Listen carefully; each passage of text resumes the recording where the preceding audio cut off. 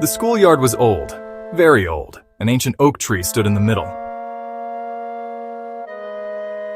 Its branches were long and twisted, like bony fingers reaching for the sky.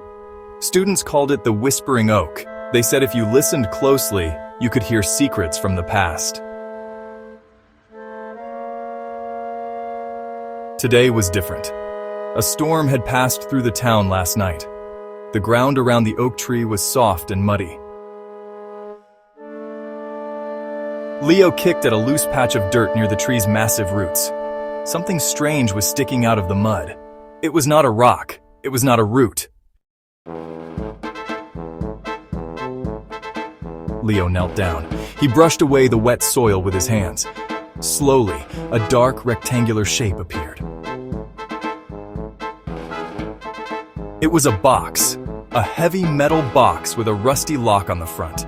It was a time capsule. The box was heavy. It took all three of them to lift it out of the muddy hole. The lock was old and covered in rust. There was no key. Sam had an idea. He brought it down hard on the lock. Clang! After a few more hits, the old lock finally broke.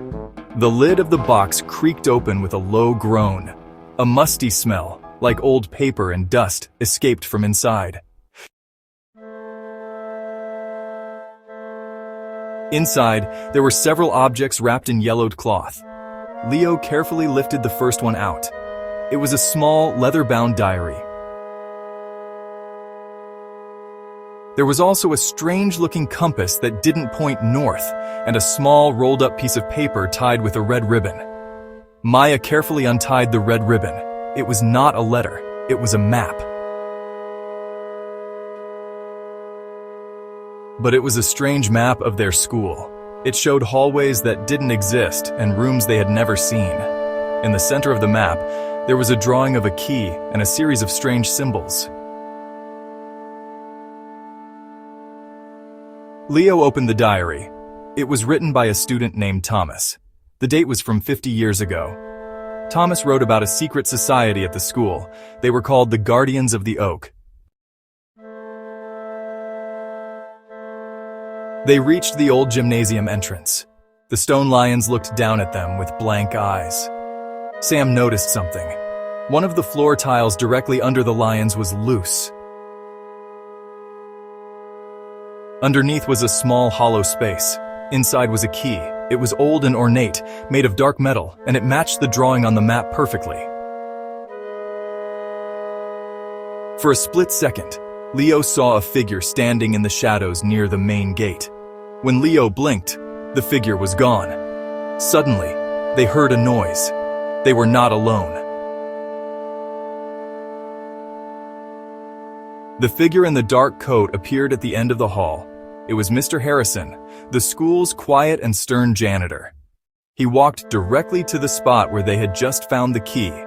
Mr. Harrison knew. He was looking for the key. Quietly, they snuck into the school building. The library was dark and silent. The compass needle led them to a tall bookshelf in the back corner.